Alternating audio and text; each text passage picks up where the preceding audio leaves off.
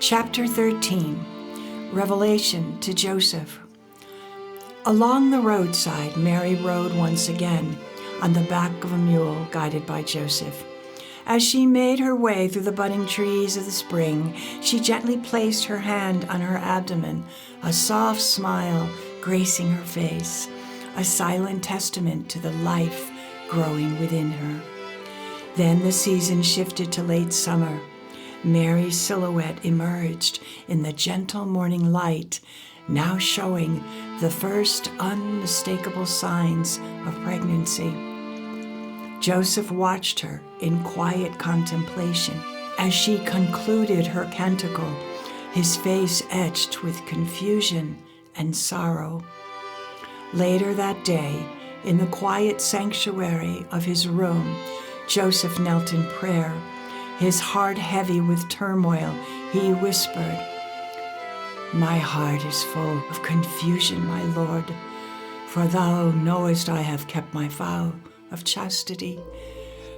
What can it mean that my spouse, the purest of hearts and most trusting of temperaments, appears with child? How can this be? I beg thee, relieve me of this burden, for it tears at my very being to consider what our law must require of me. I withhold and defer my judgment. I do not believe that Mary has offended thee, yet much less can I presume that there is a mystery of which I, as her spouse, am not to be informed. Govern my mind, and fulfill that which is most pleasing to thee." Unbeknownst to Joseph, Mary, by divine grace, heard the silent outpouring of his inner thoughts. Her eyes filled with tears at the evident sorrow and confusion in his prayer, though she could not reveal the hidden truth of her condition. Days passed. As she continued to care for him with loving tenderness, her secret became ever more apparent. Joseph, isolated in his struggle, wrestled with a painful decision. The law commanded that he divorce her and turn her over to the authorities for punishment.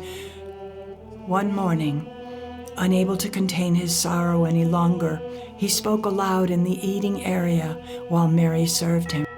"Do you not think it is best if you sit for a while? I cannot bear to eat anyway. Let the food go to those who want it.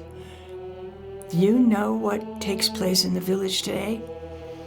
The wife of the merchant Jacob will be stoned for her crime of adultery. Moreover, poor Jacob was the one who had to turn her into the authorities, and he will be made to throw the first stone." With those words, he abruptly rose and left the room, leaving Mary alone at the table as silent tears streamed down her face. In her anguish, she lifted her gaze heavenward and prayed, "Blessed spirits and ministers of the Most High, who accompany me as his faithful servants and guardians, I beseech you, present before God my request to lessen the suffering of my spouse Joseph. Beseech the Lord to look upon and console him as a true father. Moreover, you, my ever faithful companions, reach into the heart of my devoted earthly friend and drive from his mind his resolve to leave me. Assure him of God's incomprehensible workings, most of which remain hidden from all." Later that day, in the solitude of his work shed, Joseph wept aloud to himself, speaking through his despair. "I would leave in the night, in secret, for the temple of Jerusalem, and I shall offer up sums of money so that God might help and protect Mary from the scourge of men and free her from all misfortune."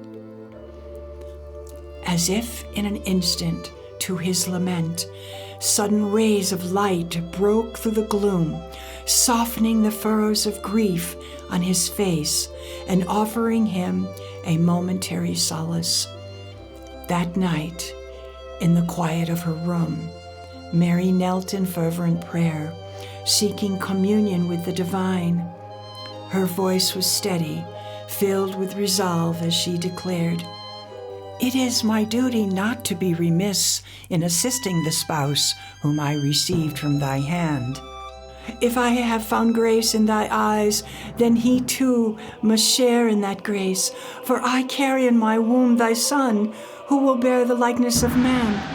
I will require the servant Joseph to assist me in the fulfillment of these great works." A gentle, commanding reply resonated in her heart, as if spoken by the Almighty Himself. "My dearest one, I shall soon visit my servant Joseph and manifest to him by my angel that which is now unknown to him. I will fill him with my spirit and make him able to perform his part in these mysteries." Mary responded with humble gratitude, "I trust in thy infinite wisdom, for I believe that Joseph must pass through his trials so that he may possess the fortitude required for the journey that thou hast destined for us. For thy compassion and mercy, I give thee great thanks." A few nights later, Joseph tossed and turned fitfully in his room until he finally succumbed to deep sleep. In that slumber, an angel swept over him, imparting all that the Lord had decreed. At sunrise, he opened the shutters and welcomed the new day. A sudden, profound realization filled his soul. His beloved Mary was indeed to be the true Mother of God. Overcome, he fell to his knees in prayer, exclaiming, "O Most High, for his dwelling place and for his mother, how could I, so unworthy a slave, have dared to doubt thy fidelity? Why have I not made it my most earnest care to serve thee on my knees? Dear Lord, grant me the grace and strength to seek her forgiveness and move her heart to mercy, so that she may not despise this sorrowful servant." Before Mary had awakened, Joseph, in the quiet hours of early morning, unwrapped a small bundle he had prepared and wandered about the house in tears, setting the rooms in order, scrubbing the floors, and tending to tasks that were once Mary's alone. When at last Mary arose, Joseph gently knocked on her door and entered, falling to his knees at her feet.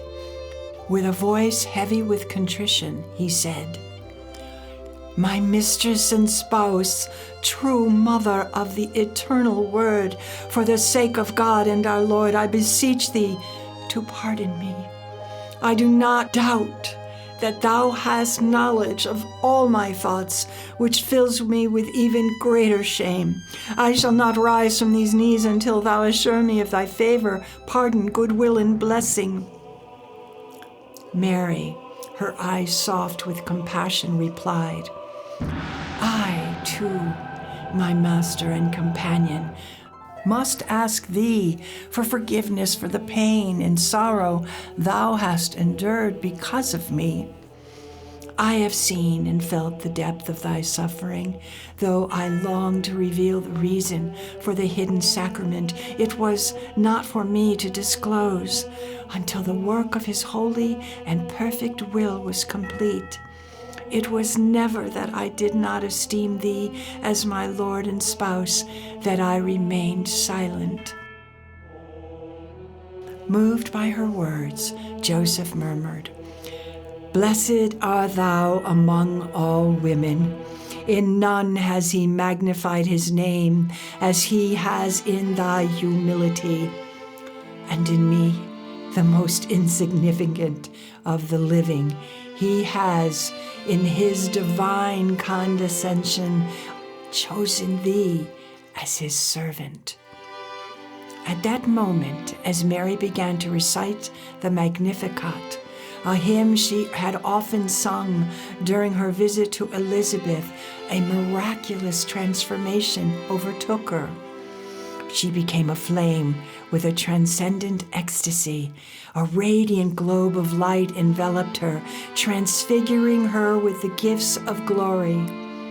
Joseph, witnessing this divine splendor, remained on his knees and lifted his hands in exaltation to his queen. In a final breathtaking vision, he gazed into Mary's womb and beheld the Christ child, aglow with the same magnificent light, a sign of the fulfillment of all divine promise.